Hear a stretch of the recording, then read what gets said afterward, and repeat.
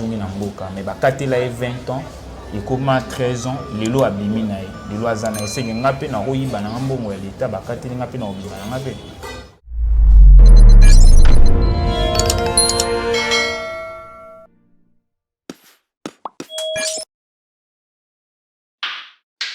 Bonsoir chers internautes, Bino Batboulanda Rabiso partout dans le monde à travers votre chaîne VMTV officielle. Chaîne Moko Tikala sur les réseaux sociaux où peut s'acabino d'informations tout frère, où peut s'acabino d'informations à culture, sport, news, politique, bolingaka. Adresse n'amène nous amoko sur VMTV officielle. Boza la mingi mingi wana, bo s'abonaka, bo partagera pe balien. Yangonde groupé sabiso vraiment makasi ya rosala sou musala. Une fois de plus, bienvenue dans votre émission Actualité 243. Émission Tikali Moko, émission politique sur les réseaux sociaux tout sur internet émission Moko actualité 243 mon cornalelo nazana président il y a dynamique sauvant le Congo maître Paul Ilunga na itobeta ba masolo politique ndenge ni masolo ya politique ya mboka na biso ko kende est-ce que ezokeni malamu est-ce que okeni mabe atrana itobeta ba masolo aza déjà mpanzi nanga maître bonjour président.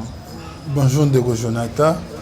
Bonjour, papa Congomani, baza kolanda biso, eza ba baza na mboka, eza ba baza na étranger. Tokomeka ko analyser le quoi ba Congolais balinga mboka na bango, o ezali actualité mboka na biso. O ezali actualité avant tout temps na actualité to betano masolo ya dynamique. Dynamique déjà combien des années déjà? Dynamique ça déjà 2 ans et demi, o dynamique zo existait déjà. Ezali mouvement citoyen, o eza wana pona ko éveiller conscience ba jeunes. Et puis qu'on travaille pour le développement en Biso. Et ainsi que bientôt là, j'annonce déjà une sortie officielle de la Fondation Paul Ilunga pour nous retrouver sur le plan social. Pour il faut que les bambos rebelles ou ils allaient le développer, ils allaient développer par des fondations ainsi que des aspects. Ce qu'on a bientôt, on a parti politique rebelle dans le Biso, mais au moins le développement ils allaient donc. C'est-à-dire la fondation na base belle na ba citoyen ya onde développer en mboka. C'est pour cela nous avons besoin d'investir na bilo wana pour na kosingalite mboka na biso ekoka kokende liboso. Mboka na biso ekende liboso déjà na dynamique déjà nini ya makasi bosa il y a une dynamique. Donc na kotala ba tout eza la façon ya kopesa ba tout pour na 2023 ba voter. Non, il faut que le mouvement citoyen bosa na ngo ezali ko eza le quoi sentinelle. C'est-à-dire kotala makambo ndenge za kotambwa na mboka na biso. Dynamique Sauvant le Congo, ça la marche pour la Dynamique Sauvant le Congo, et ça la déclaration concernant le détournement à la présidence. Donc, ça la marche concernant le détournement à la présidence. Dynamique Sauvant le Congo, et ça la marche concernant le détournement aux actes dans le gouvernement. Donc, Dynamique Sauvant le Congo, ils ont trop sur le plan politique. Donc, ils ont vraiment marqué sur le plan politique. Sur ce, les photos sont un peu bandées on a vu sur Moussoussou. Pour surtout babiso oyo toza banatif ya commune na Mungafula oyo ezali commune urbain toyebi ete ba difficulté eza tellement ebele lolengeni tokoko songa ba mama oyo to vanda na bango pembeni ba mama commune na biso donc na lolenge wana nde idée ya créer fondation et yaki envers bandeko pour que tokoko sala ngo pona kosonga ba mama wana fondation ezaka pona bato kuna biso d'alimiter moyen te fondation ezali pona ba kongomani nyonso. Même Bible, Jésus a le bail que beaucoup ne peuvent prêcher, mais beaucoup à Jérusalem, jamais. Donc, il n'est pas voisin, ceux qui pas et Simbaté. Donc, il faut n'en avoir des pas dans la commune, et puis d'être au Kenya, la commune Moussous. Il faut n'avoir et pas dans la commune, il y a Monga Fula. On est avec comme parenthèse, bateau, Bakolanda, Bishop Fobaye, mais c'est Paul Ilunga Zalina, ni moi parcours, qui est bien. De l'autre, 2023, on est pour ça pour l'élection. Est-ce qu'il y a 2023 l'élection ceux qui peuvent l'élection est-ce que Bakomoma basé sur la chance au sa président Fati en 2023? Mais une élection en 2023 et Kozala et Ozala Makasi.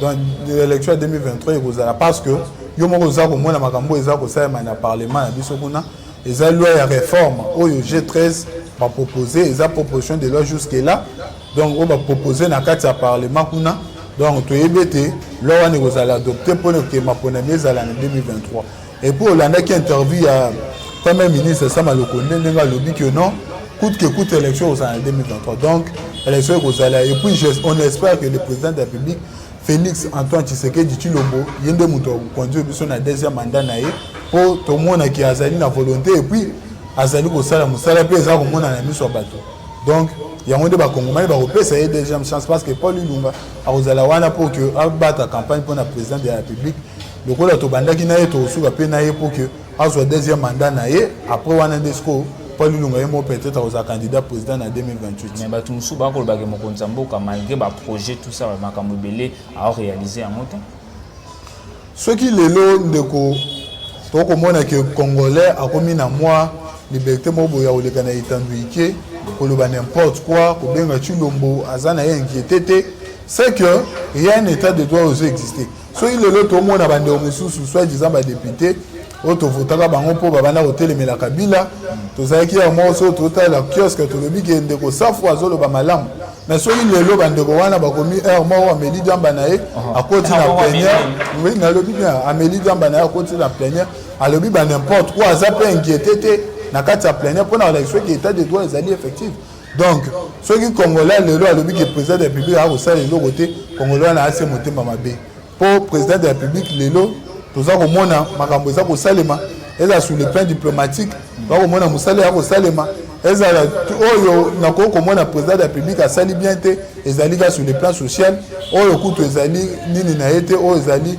oyo moto fala asala yango ezali gouvernement donc bango nde wana nde basali bien te mais sur le plan diplomatique toza komona ke mosala eza kosalema makambo nyonso mosala eza kosalema makasi lelo on peut dire na ndenge ba makambo yotu kosalema muto bati a remplacer lelo Jean-Marc Kabundu wa Kabundu le professeur Mbata est-ce que ezali muto population bana kosinga to batika ko batia muto yo nani a remplacer nani Jean-Marc Kabundu ezali professeur Mbata personne n'ignore que professeur Mbata azali muto yo azana expertise avéré pona ko kontesika wana.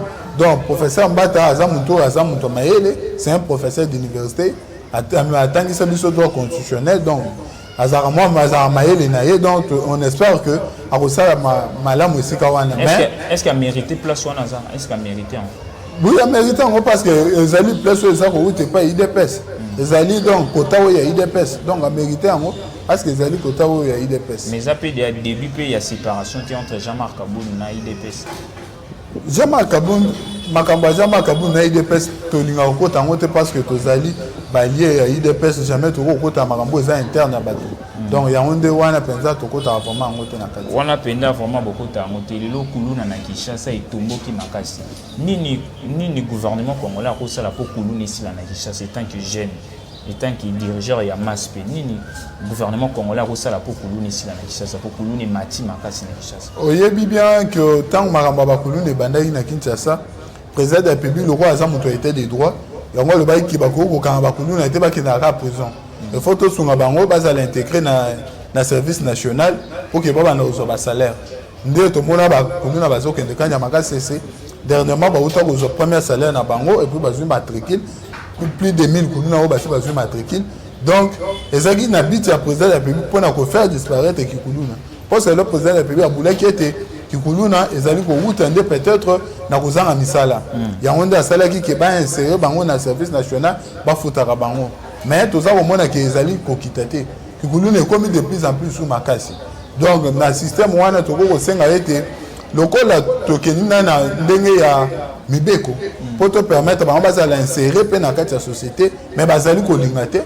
Ça sera mieux cette fois-ci so bakangi bango ba kenda ka boloko ba kenda ko sala ba peine na bango aux avomba malamu même kasi na boloko yango ba ko kinaka mingi ba ko futaka ba mbongo ba ko bimisaka bango pasi ndeba to ko mona lelo kuluna kata ki mutu lisheti ba futi mbongo ba bimisi pasi ndi yango wana to non de Jonathan oyebi ete tozana mboko yo état de droit est tellement effectif tozana mboko yo mutu nyonso azana se mibeko jamais mutu ko pesa ka kanyaka tandis que bakatela ki peine na 20 ans mais mingi ba aussi sango te oui mais on ezali ba magistrat tozaka na bango oyo bauta na tanga Kabila parce que président depuis jusque là dans tozana na Congo ba magistrature te Congo magistrature j'espère que Rosala bientôt Rosala effectif mais jusque là président depuis na bénéfice oyo ezali ba magistrat oyo bazui formation ou bien bazui Congo ya makambo ya na période de Félix Antoine Tshisekedi te donc ezali ba magistrat oyo akala et puis ba mususu da ba koli makasi et puis ba mususu da ba komi da ba nani ba koko donc ba mususu kutu akoka su ko sala te donc wana dès temps président de la République ko meka ko régénir magistrature toyebete makambo wana ekosila. Pour to conclure na biso page wana ya bakulu na to page wana ndenge makambo kokende. Lelo to komona Vital Kamerhe o bakatelaki 20 ans, ikiti 13 ans, lelo azane libanda. Seke na mboka au Congo ko ibana o, il suffit okota na union sacrée pour to chomona pe Willy Bakonga kuta komi ko siéger. Ayibi mbonga gratuité. Baka akoti na boloko bakateli ete asambi pete abimi lelo akomi ko siéger. Donc soko yibi kota na union sacrée ko bima na o. Ndeko Jonathan foye ba ete na mboka na biso tozali na ba loi o eza ko régir. Ezala ba cour d'appel, ezala ba cour de cassation, ezala ba bani ba cour na biso na ba tribunal na biso. Donc nata o ya ndeko Willy Bakonga na ndeko Kamerhe ezali différent makasi.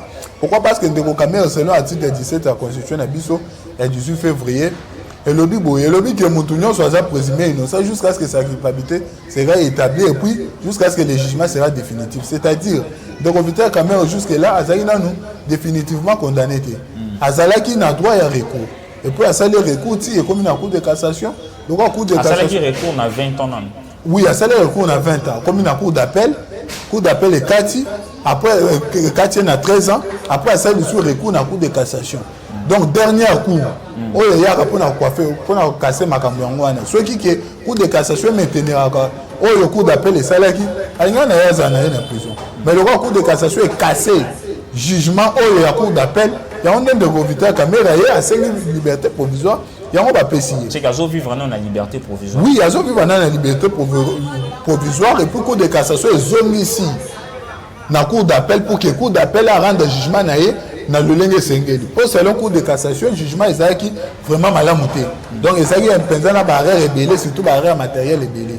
Donc jugement ezaki vraiment malamu te. Paul Lunga banda début à procès ya ndeko Vital Kamerhe, j'ai toujours dit selon nandenge Paul Lunga tanga aloba yete jugement wana oyo ezala na première instance ezala na deuxième instance ezali fondé te.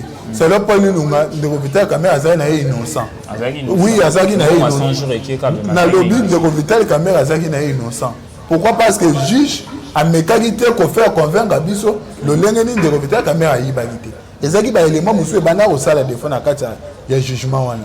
Donc tant que maintenant juge ba juge ya cour de cassation va comprendre et on demande ba casser jugement.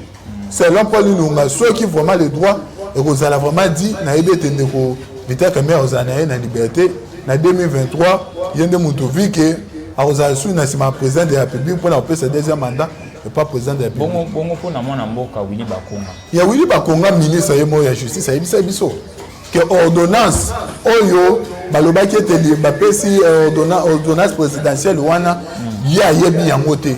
Po tango ordonnance euti na présidence ekomana na mboka ministère ya justice. Après ministère de justice a sali contre-saint na ye après ndatinga yango na APK donc na prison secrétaire à prison a vérifié après de abandonner Moussambal même ministre de justice la madame alobi et non à reconnaître na ye nini ordonnance wana te ke combat Willy Bakonga ezaki na kati donc à reconnaître yango te to monete ezali ba magi yango nde même esalaki que directeur ya prison centrale Makala azaki babengani na musala ti lelo azosala te justement à cause ya ndeko Willy Bakonga. Donc pour vous dire que ya Willy Bakonga ezali bangaki na bango tina le babimisi lelo pa ko type na union sacrée. Union sacrée ezali ko masuwa no wa ya mo pe banyama bakotaka na bango okoko boya te. Oui bato masuwa pe bakota na bango donc okoko boya te nyama kota na masuwa donc ezali azana liberté ya kokota na kati ya union sacrée mais biso bato to na kati ya union sacrée to yebi ete oyo mutu asala malamu te oyo mutu oyo musala na ye eza koyiba mbongo mboka oyo atravaille pona bolamu mboka.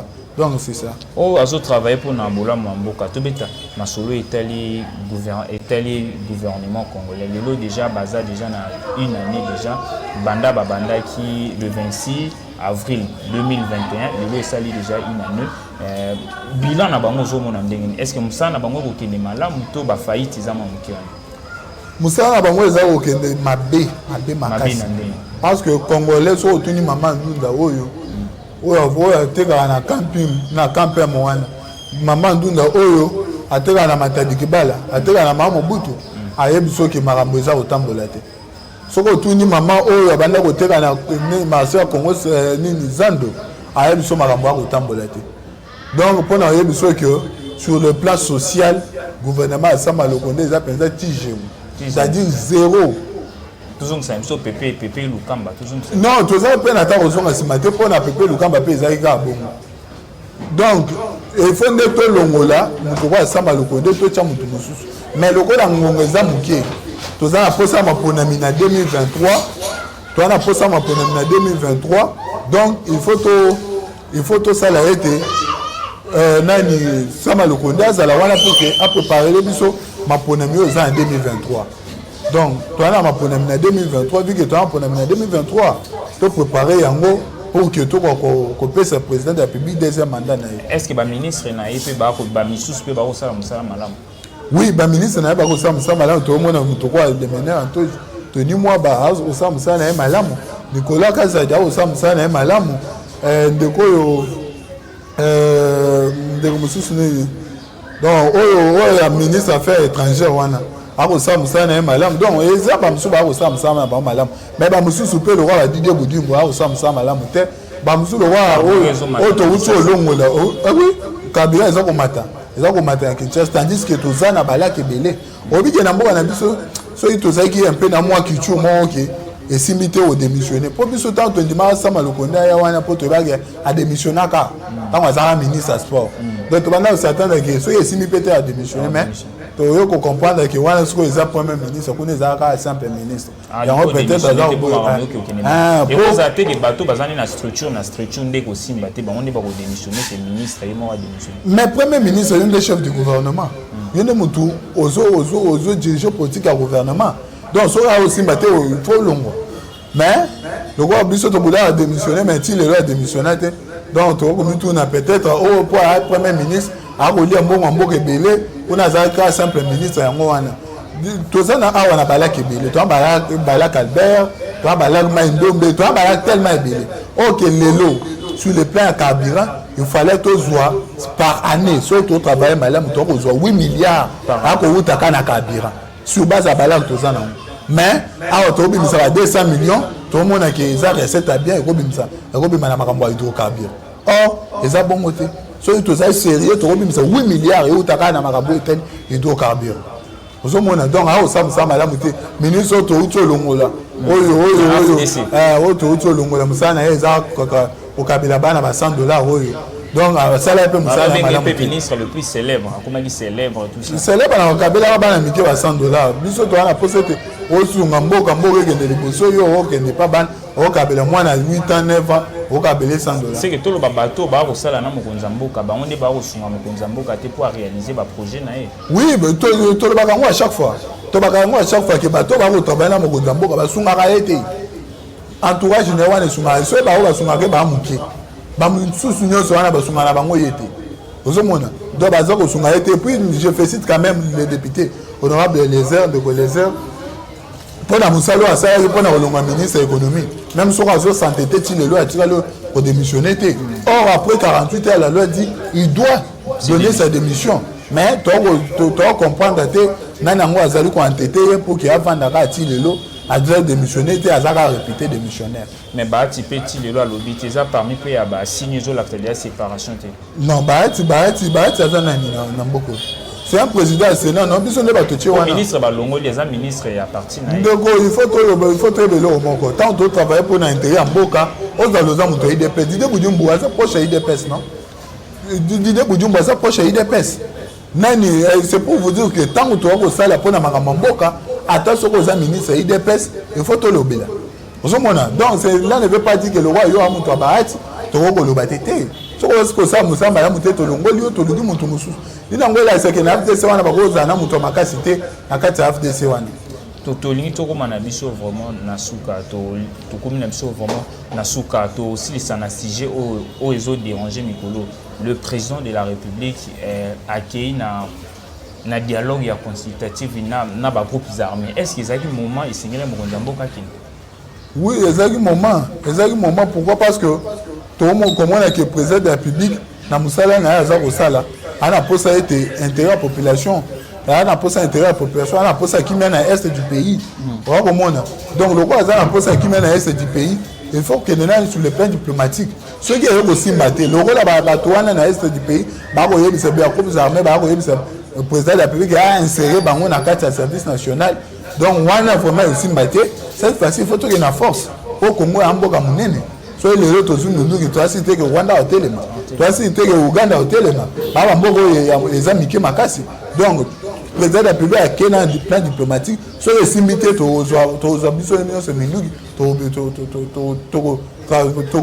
lutter contre bango pour zabisunya so minduki to lutter contre bango to comme na biso na suka émission na biso actualité 243 monsieur maître Paul Ilunga so message na suka ezali pona ba Congo message na nga suka eza concernant makambo ya kolekana na kati ya commune nga na lobi boye omoni na nzela ya entre maman Mobutu na Matadi Kibala Matadi Kibala ye Matadi Kibala ye aza déjà na mikanda on a beaucoup cité na Congo ye mo mi yebi aza tala munene mama wana musala na ye eza soki ke mutu ake na boutique afongola ta zo mwa masangu ou bien zo mwa loso na ya ke ndokolamba omoni kaka akangi yo soka akangi yo okofuta ka $500,000 $500,000 oui yende peine na ye donc paiement na ye eza ka $500,000 ezanga pe quittance donc soki pe ozobela oke na pharmacie ofongoli po ozwa kisi omela soki bakangi yo nde ofongola pharmacie na po ozwa kisi $500,000 donc toakokebisa mama wana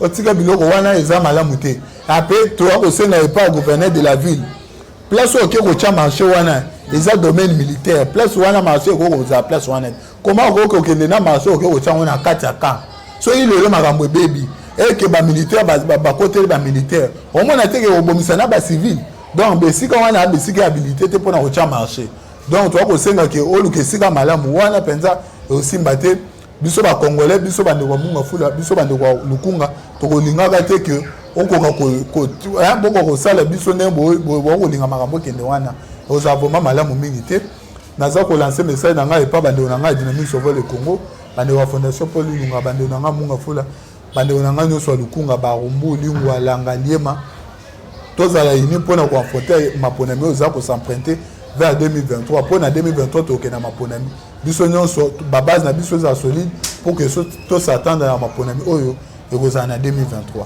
Merci vraiment to s'attendre pour na maponami ya 2023 soki ekozala soki pe ekozala te tokotalaka ndenge makambo ekokendele. Merci vraiment ndeko maître Paul Ilunga ndenge osepeli vraiment kozala na biso moko na merci beaucoup ndeko Jonathan merci aussi na chaîne VMTV na komona ke musali ya kosalema malamu donc na kosentir ke ya du sérieux na kati ya chaîne donc boya pe bolekaka po ke bozala entendu et puis na komona ke eza chaîne eza kolandama même na couche ya se donc eza vraiment malamu mingi. Merci vraiment na bino bati bolandaka biso bobo sanate mingi ko s'abonner na chaîne na biso VMTV officiel pourquoi pas aussi bo partager aussi ba lien yango nde kopesa biso force po na ngai Jonathan Kanga to suki a moko na lelo to kutani ba mikolo kuya